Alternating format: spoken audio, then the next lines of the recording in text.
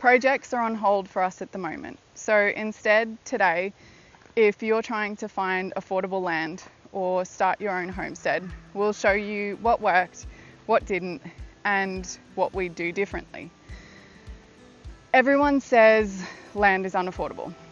Prices keep climbing, listings disappear, and for most people, the dream of owning acreage feels further away than ever.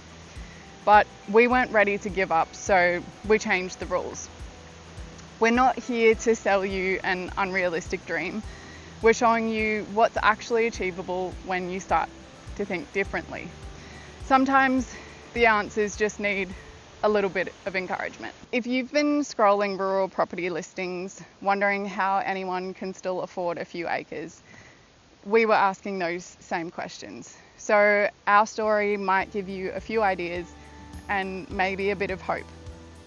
This is how we found 340 acres off-grid rural land in Queensland, Australia for about $750 an acre, and what it really took to get there. When we first started looking, our main rule was simple.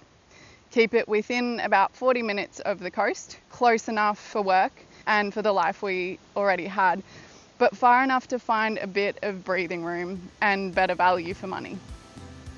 That was in 2019, right before everything slowed down and then came to a halt. For a while there, inspections stopped, properties were being pulled from the market, and new listings just dried up. And then slowly, they started coming back, and so did the shock. We remember standing on a 50-acre block, listed for over 600,000, no house, no trees, no natural water, just a bare block of land. And add the cost of a build, we'd be nudging $1 million. Then you stack the interest on top of that over the life of a loan. By the time you're done paying it off, you've close to twice bought it. That was a real moment for us. If we kept playing by everybody else's rules, then the thing that was supposed to give us freedom was actually going to lock us in. That's where this whole story really starts.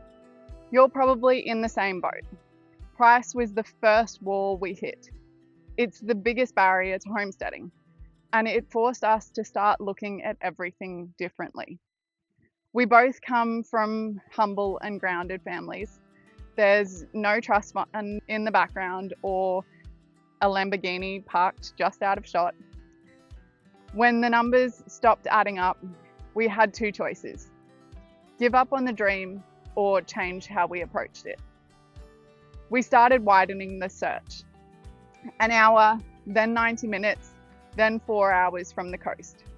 Each jump felt more uncomfortable. Weekends disappeared into research and road trips. Most drives ended with maybe next time. It was exhausting and deflating, but frustration forced clarity quietly and one weekend at a time. We started to realize that value for money wasn't about the postcode. It was about what the land could give back, how it felt, and whether it fit the kind of self-sufficient lifestyle we were trying to build. When you start looking at buying rural property or raw land, you quickly learn it's a different world from city real estate. One of the first properties we fell for was zoned land for wildlife. Sounds lovely, right? Until we realized we could only clear about 50 meters around the house site.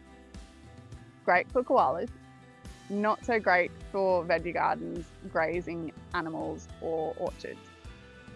As much as we wanted usable land, we also knew we didn't want to strip away what made a place come to life. The wildlife, the trees, the sense of character that gives you peace. Finding that balance was something we learned to look for early on. That's when we started digging deeper and building our own version of Buying Land 101. Before every inspection, we'd pull the local council overlays, vegetation management, bushfire, flood, and wildlife zones. We download the vegetation maps too to see exactly what we could and couldn't do on the land. We check for easements and encumbrances, things like access rights or restrictions, mains power and water access became less important. And I'll share more about these realities next. It sounds like a lot, but once you've done it a few times, it becomes second nature. And if you're ever unsure, get advice. A quick call to council or a local planning consultant can save you from an expensive mistake later on. It's not glamorous, but it's the groundwork that turns a dream into a solid decision. If you're a first-time home buyer or new to homesteading, do this early. It'll save you time, fuel, and a lot of disappointment. Next came utilities, one of the biggest hidden costs when you're buying acreage. The $600,000 block we saw early on was completely off-grid. No power, no mains, water, no council waste. When we asked about connecting to electricity, depending on the nearest connection point, the ballpark was in the tens of thousands of dollars or higher. Getting a written quote was almost impossible. Even one of our subscribers recently shared that they had power 2 meters from their fence line and were still quoted 20 grand to connect. The extra price tag attached to serviced land often doesn't make sense. You end up paying at least tens of thousands more upfront and then still face ongoing bills. So we decided to lean into the off-grid life instead. Solar, batteries, rainwater tanks, and a composting setup would cost less overall and give us more control. If you're buying acreage or any kind of rural property, make sure you understand exactly what services available really means. Ask the agent, is power just nearby or is it actually connected? What happens with waste? Is there a reliable water source or is it just tanks and rainfall? I'll talk more about our water situation next. Those details might not sound exciting, but they decide whether a property is truly affordable or a money pit waiting to happen. And consider council service zones when you're looking into property too. Our council probably thought I was daft when I called to ask if the regular waste service came our way. But we knew before we bought that waste management was something we'd have to handle ourselves. When it came to non-negotiables, no doubt, like you, water sat right at the top of our list. You can work around a lot of things when you're setting up a homestead, but you can't fake water. We imagined finding a property with a big dam or a flowing creek, something permanent and reliable. What we ended up with was a seasonal river and divine underground water that we'll bore into in the near future. The first time we saw the listing of our property, the only photo was a dry, sandy riverbed. And it would be fair to say that pure frustration and desperation made us think, why not? And made us curious enough to take that 3.5-hour drive to take a look. Since then, that same river has run strong through summer storms and slowed to a quiet flow in the cooler months. Watching how it changes through the seasons has become one of our favourite parts of the property. The divine water underground was confirmed by a local water diviner. We've got a bore site marked now, ready for the day we decide to drill. It's funny that dry riverbed photo probably turned most buyers away, but for us, it ended up being a blessing. Sometimes the best opportunities don't look impressive online. If you're buying land for a homestead, never skip checking the water. Look at rainfall data, ask neighbours about how it behaves during floods or droughts, and find out whether any bores are registered nearby. Water isn't just another tick on the list. It's the lifeblood of self-sufficient living. When you start seeing your water as the lifeblood of the land, you also begin to see everything else differently. The soil, the trees, the wildlife, it's all part of one living system that you quickly realise you're responsible for. About a third of our property is densely wooded. When we first bought it, We looked at that section and thought, well, that space we can't really use. Now we look at it favourably. It gives us privacy, shade and shelter, and it's teeming with life. Kangaroos, wallabies, goannas, echidnas, flocks of birds that visit us every morning, butterflies, dragonflies, and green tree frogs. We love that it feels alive. It's part of what gives this place its soul. But with that comes responsibility.